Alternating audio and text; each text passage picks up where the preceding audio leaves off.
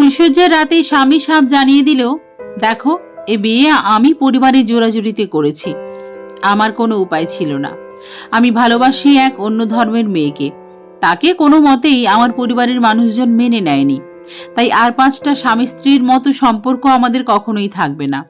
তবে হ্যাঁ, তোমার সকল সকাল্লাদ মেটানোর দায় আমার। কিন্তু ভালোবাসতে পারবো না। আমার চোখ দিয়ে জল গড়িয়ে পড়ল। হায় রে, সবাই আমার বড় বাড়িতে বিয়ে, সুদর্শন স্বামী পাওয়াতে আমাকে ভাগ্যবতী বলেছিল। কিন্তু আমার থেকে দুর্ভাগা আর কে আছে পৃথিবীতে? কিন্তু আমি যাব কোথায়? বোঝা হয়ে দাদা বৌদির সংসারে থাকার জন্য দিন রাত অশান্তি চলত। তাও ওরা অনুষ্ঠান করে বিয়ে দিয়ে কর্তব্য পালন করেছে। বৌদি বলেছে, যাক বাবা, আপদ বিদেয় হলো। সেই বাড়িতে যদি ফিরে যাই আরো অশান্তি চরমে উঠবে। তার থেকে ভালো এই বাড়িতে থেকে যাই। আমার বাকি জায়েরা আমার চেয়ে বয়সে অনেক বড়। তারা সব বনেদি বাড়ির মেয়ে, গা ভর্তি গয়না। এখন বুঝতে পারি কেন এই বাড়ির কর্তা বাপ মা হারা গরিবের মেয়েকে বৌমা করে এই বাড়িতে এনেছে। বড় ঘরের মেয়ে হলে এসব জেনে পড়ে থাকতো নাকি কোনোদিন? আমি সবার শেষে খাই। শাশুড়ি তাড়া দেয়, নতুন বিয়ে হয়েছে, বরের সাথে সাথে থাকো। হয়তো ওরা আশা করে আমাকে পেয়ে যদি ওদের ছেলে তার প্রেমিকাকে ভুলে যায়। কিন্তু সে গুড়ে বালি, সে আমার দিকে চেয়েও দেখে না। 2-একটা কথাই বলে, বারবার একটা কথাই বলে, স্বামী স্ত্রীর এমন সম্পর্কের ব্যাপারে যেন জানাজানি না হয়, তাহলে ওদের পরিবারের মান যাবে। আমি মাঝে মাঝে ভাবি তার প্রেমিকা ঠিক কতটা সুন্দরী, আর ওদের প্রেম কতটা গাঢ় যে সে অন্য মেয়েকে ছুতেও নারাজ। মাঝে মাঝে অভিমান হয়, ভালোই যখন বাঁচতে পারবে না, তাহলে বিয়ে করে কেন আমার জীবন নষ্ট করলো? তার চেয়ে গরিব খেটে খাওয়া মানুষকে বিয়ে করলে তো স্বামীর সুখ পেতাম। কিন্তু আমার জীবনেও প্রেম আসবে, আমাকে ছাড়া কেউ থাকতে পারবে না এমনটা শুনবো, তা আমি কল্পনা করিনি। বিয়ের পর আমার একা একাই সময় কাটতো। আমার বড় জায়েরা আমাকে গুরুত্ব দিত না, তবে খারাপ ব্যবহারও করতো না আমার সাথে। তারা একসাথে ঘুরতে যেত, খাবার খেত। আমাকে বোধহয় ওরা ধরতই না নিজেদের মধ্যে, তাই আমি দূর থেকে দেখতাম শুধু। আমার বর এ বাড়ির সবচেয়ে ছোট ছেলে, আমার চেয়ে বয়সে বছরে 8 বড়। এ বাড়িতে বড় নাতি মানে আমার বড় জায়ের ছেলে শহরে থাকে, কলেজে পড়ে। তার নাকি পড়াশোনায় খুব মেধা, সবাই তাকে ভালোবাসে। আমার সাথে কেউ তেমন কথা না বললেও সূর্য বেশ মিশুকে। বলেছিল, ছোটকা দারুণ সুন্দরী বউ পেলি রে, বিয়ে করবো না করে। সূর্য আর আমার বরের বয়সের তফাৎ তেমন নেই, তাই তারা বন্ধুর মতোই মেশে। যাওয়ার সময় বলে গেল, তুমি আমার চেয়ে ছোট যে, তোমাকে বরং নাম ধরেই ডাকি। আমি মাথা নেড়ে সম্মতি জানালাম। সেদিন আনমনে বারান্দার রেলিং ধরে দাঁড়িয়েছিলাম। দেখলাম সূর্য শহরে ফিরছে, ব্যাগ কাঁধে আমার দিকে তাকিয়ে হাসি মুখে হাত নাড়ল। আমিও হাসলাম। তার চলে যাওয়ার পথের দিকে তাকিয়ে রইলাম। কি সুন্দর চার চোখ দুটো, লম্বা সুঠাম চেহারা, ঠিক যেন রাজপুত্র। তারপর ফিরে গেলাম রান্নাঘরে, কিন্তু বারবার ওই হাসি মাখা মুখখানা যেন চোখের সামনে ভেসে উঠতে লাগলো। এই বাড়ির এই একটা মানুষই বোধহয় আমায় দেখেছে ভালো করে। তারপর মাস 2 পর আবার সূর্য এসেছে। এই অবহেলিত জীবনে ওকে দেখে বড় খুশি হয়েছে মনে। সূর্য সবার জন্য উপহার এনেছিল। তারপর যখন বলেছিল, তোমার উপহারটা দেখবে না, আমি লজ্জার সাথে হাত বাড়িয়েছিলাম। সূর্য আমার হাতে তুলে দিয়েছিল এক প্রেমের উপন্যাসের বই। তারপর থেকে অবসর সময়ে ওই উপন্যাসে মগ্ন হয়ে পড়ে থাকতাম। স্বামী ব্যবসার জন্য বাইরে গিয়েছিল, মাঝে মাঝে আসতো। আমি একলা দুপুরে বাড়ির পেছনের সবুজ বাগানটায় ঘুরে বেড়াতাম। বড় পুকুরের ভাঙা সিঁড়ির উপর বসে উদাস হয়ে মাছরাঙাদের মাছ ধরা দেখতাম। ঘুঘুর ডাক দুপুরটাকে যেন আরো গম্ভীর করে তুলত।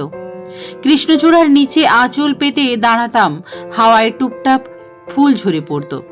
সাদা ফুলে ভরা গাছটার দিকে এক মনে তাকিয়ে তাকিয়ে ভাবতাম, কি অপরূপ সুন্দর। এরকম এক দুপুরে চুল মেলে আমি ঘুরছিলাম বাগানে। দেখলাম গাছের সরু এক ডালে পাখির বাসা। 4টে ছানা ঠোঁটগুলো খুলে ওদের মায়ের খাবার আনার অপেক্ষায়। চোখ ফোটেনি ওদের এখনো। হঠাৎ পেছন থেকে নিজের নাম শুনে চমকে পেছনে তাকাতেই দেখলাম সূর্য। একগাল হেসে বলল, এই দুপুরে এখানে কি করছো? বললাম, এমনি একটু ঘুরছি।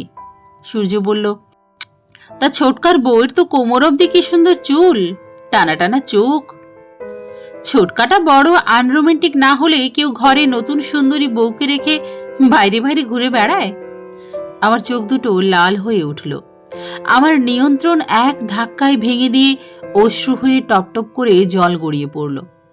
সূর্য বলল, এমা কাঁদছো কেন? চোখ মোছো। চলো ওই রকে বসি। কলেজে ভর্তির আগে আমিও সারা দুপুর বাগানে ঘুরে বেড়াতাম। আচ্ছা, আমার উপহার কেমন লেগেছে বললে না তো? আমি চোখ মুছে বললাম, যতবার বাড়ি ফিরবে এরম উপহার যেন একটা করে পাই প্লিজ। সে হেসে বলল, অবশ্যই। তোমাকে আমার তেতলার লাইব্রেরির চাবি দিয়ে দেব। ওখানে কেউ যায় না। ওখান থেকে পছন্দ মতো বই এনে পড়তে পারো তুমি। পরদিন গেলাম সূর্যের লাইব্রেরিতে। দেখলাম টেবিলের উপর রাখা একটা সাদা কাগজ। তাতে লেখা, কাঁদলে তোমার বড় খারাপ দেখতে লাগে। আমার সামনে যেন আর কোনোদিন চোখের জল না পড়ে। আমি যে দুঃখ দিয়ে ফেলেছি তার জন্য ক্ষমা করতে পারবে না আমায়? ভীষণ ইচ্ছে হচ্ছিল আমার মনের সব যন্ত্রণা একটা চিঠিতে লিখে সূর্যকে বলে দিই, কিন্তু তারপর মনে হলো না, অন্যায় হবে তাহলে। সূর্য তার চিঠির উত্তর না পেয়ে শহরে চলে গেল। যাওয়ার সময় দেখলাম ওর মুখে হাসি নেই, কিন্তু তারপর পুরো 3টে মাস সূর্য ফিরল না। আমার স্বামীও নয়। কানাঘুষো শোনা গেল আমার বর নাকি তার প্রেমিকার সাথে নতুন করে সংসার পেতেছে। শাশুড়ি যা ননদের চোখে বিষ হলাম আমি। সবাই বলল, কি মেয়ে মানুষ, স্বামীকে ধরে রাখার ক্ষমতা নেই। চোখের জলে আমার প্রতিটা দিন কাটতে লাগলো। শুধু ওদের পরিবারের সম্মানের কথা ভেবে আমাকে তাড়িয়ে দিল না। আমি খেলাম কি, অসুস্থ নাকি, সে খবর কেউ রাখলো না। একদিন লাইব্রেরিতে বসে একটা বই পড়ছিলাম মন দিয়ে।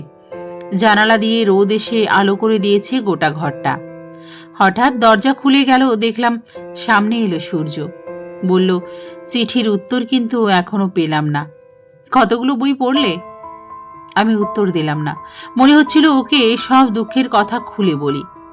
সেদিন রাতে একটা চিঠিতে সবটা লিখে লাইব্রেরিতে রেখে এলাম। জানতাম প্রতিদিন সকালে সূর্য নিয়ম করে লাইব্রেরিতে বসে বই পড়ে। বিকেলে লাইব্রেরিতে গিয়ে আমার চিঠির উত্তর পেলাম। সূর্য লিখেছে, বিয়ের পর শহরে গিয়ে তার ছোটকা আবার তার প্রেমিকার কাছে ফিরে যায়। সে বহুবার তার ছোটকাকে বোঝালেও বারবার ব্যর্থ হয়েছে। প্রথম থেকেই যে ওদের স্বামী স্ত্রীর সম্পর্ক স্বাভাবিক নয় তা সে ভালোভাবেই জানে। এইভাবে চিঠির পর চিঠি বিনিময় হতে হতে আমাদের বন্ধুত্ব হলো। সূর্য এখন প্রায় বাড়িতে আসে। আমিও ওর পছন্দের খাবার নিজে হাতে বানাতে চেষ্টা করি। দুপুরে বাগানে আমরা অনেক গল্প করি। মাঝে মাঝে দেখি সূর্য আমার দিকে অপলক দৃষ্টিতে চেয়ে আছে।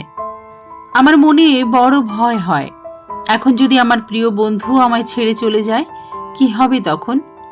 তারপর ধীরে ধীরে কখন দুজন দুজনকে ভালোবেসে ফেলেছি জানি না। জ্যোৎস্না ভেজা এক রাতে ছাদে সূর্য আমাকে জড়িয়ে ধরে বলল, ভালোবাসি, আমরা নতুন করে শুরু করব আবার। আমিও আশায় বুক বাঁধলাম, কিন্তু সমাজ যে মেনে নেবে না এমন সম্পর্ক, এটা ভাবতেই কেঁপে উঠত বুক।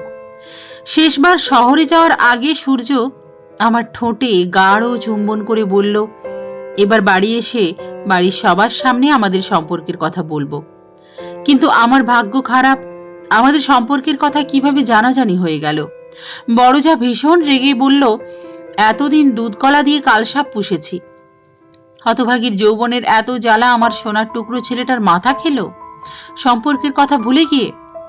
শাশুড়িমা দূর দূর করে তাড়িয়ে দিল আমাকে। পাড়ার লোক কলঙ্কিনী বলে থুতু ছেটালো আমার দিকে। আমি কোথায় যাব, কি করব বুঝতে পারলাম না। শুধু মনে হলো সূর্যর কাছে আমাকে পৌঁছতে হবে। শহরে পৌঁছালাম রেলগাড়ি চেপে। পাগলের মতো খুঁজে বেড়ালাম সূর্যকে, কিন্তু এই ভিড়ে ভরা শহরে কোথায় সে? তারপর 3টে বছর কেটে গেছে। আমি এক বাড়িতে থেকে 5 ফরমাস কাটি, জি এক কথায়। এই কাজটা না করলে আমি দুমুঠো খেয়ে বেঁচে থাকতে পারতাম না। প্রতিটা রাতে আমার সূর্যর মুখটা মনে পড়ে। আমার জীবনের প্রথম এবং শেষ ভালোবাসা। সে হয়তো বিয়ে করে সংসারী হয়েছে। আচ্ছা, আমার জন্য কি তারও কষ্ট হয়েছিল, নাকি সেও ঘেন্না করে আমাকে? কত প্রশ্ন মনে আসে, নিজের মতো করে উত্তর সাজাই। সূর্য আমাকে বলতো সে নাকি আমাকে ছাড়া ভালো থাকতে পারবে না। সেসব নিশ্চয়ই মিথ্যে ছিল। আমার মতো অভাগীর মন অধিকার করা যে বড় সহজ ছিল, তাই বোধহয় এই প্রেমের ছলনা। জীবনে অপমান আর দুঃখ ছাড়া যে কিছুই পেলাম না আর। সবাই আমাকে দুশ্চরিত্রা আখ্যা দিল, ভালোবেসে আমি অপরাধী আজ। এ বাড়িতে মাঝে মাঝে গুণী ব্যক্তিদের বিজ্ঞান চর্চার আসর বসত। আমি ঘোমটায় মুখ ঢেকে খাবার পরিবেশন করতাম তাদের। 3.5 বছর পর এই আসরে আবারও দেখলাম সেই মুখ, সেই চোখ, সেই মানুষটাকে। কানে ভেসে এলো, সবার সাথে পরিচয় করাচ্ছেন এ বাড়ির দাদাবাবু। ইনি আমাদের কলেজের ফিজিক্সের প্রফেসর সূর্য চক্রবর্তী। খুব অল্প বয়সে এই ছেলের অপরিসীম জ্ঞানের লেখা পড়ে আমি তো অবাক। বললাম, ভায়া, আমাদের আসরে তোমাকে যেতেই হবে। সবাই বাহবা দিল সূর্যকে। দরজার আড়ালে দাঁড়িয়ে আমারও ভীষণ গর্ব হলো। খুব ইচ্ছে করছিল ছুটে গিয়ে বলি, কোথায় ছিলে এতদিন? কিন্তু তারপরে মনে হয় আমি জীবনের সব হারিয়েছি, তার জীবনের সুখ আর নষ্ট নাই করলাম। এরপর আসর বসলে আমি উকি ঝুঁকি দিয়ে দেখতাম সে এলো নাকি। প্রতিবার না এলেও মাঝে মাঝে আসতো। সেদিন সন্ধ্যায় এ বাড়ির বড়বাবু আমার হাতে একটা খাম ধরিয়ে বলল, এই নাও তোমার চিঠি। চিঠি খুলে দেখলাম সেই সুন্দর হাতের লেখা। সূর্য লিখেছে, তোমাকে আমি প্রথম দেখাতেই চিনেছি। দেখা করো একবার ঝিলের ধারে। দুরু দুরু বুকে সেদিন গেলাম ঝিলের ধারে। দেখলাম সূর্য বসে আছে বেঞ্চিতে। বলল, পাশে বসো। আমার অন্তরের হাজার প্রশ্ন মুখে বলতে পারলাম না, চোখ দিয়ে ঝরে পড়ল। সূর্য বলল, সব জানি আমি 3 বছর আগে কি ঘটেছে। অনেক খুঁজেছি তোমায় পাগলের মতো, পাইনি। বাড়ি ফিরে সব জেনে ঘর ছাড়ি। 1 বছর আগে গাড়ি দুর্ঘটনায় বাবা মায়ের মৃত্যু ঘটেছে। শহরে একটা কলেজে শিক্ষকতার চাকরি করি, কাছেই আমার বাড়ি। চলো তোমাকে নিয়ে যাই। আমি বললাম, সেখানে নিশ্চয়ই তোমার স্ত্রী সন্তান আছে। আমার পরিচয় জানলে লজ্জায় মাথা কাটা যাবে। সূর্য বলল, সন্তান নেই, তবে যে আছে আমার হৃদয় জুড়ে শুধু সেই আছে। আমার সব কিছুই সে। জোর করে সূর্য তার বাড়িতে নিয়ে গেল। আমি ভেজা চোখে অসহায়ের মতো গেলাম তার সাথে। দেখলাম পুরো বাড়িতে শৌখিনতার ছাপ। একটা অন্ধকার ঘরে নিয়ে গিয়ে বলল, এই ঘরেই আছে আমার প্রিয়তমা। আলো জ্বলতেই দেখলাম আমার একটা হাতে আঁকা বড় ছবি।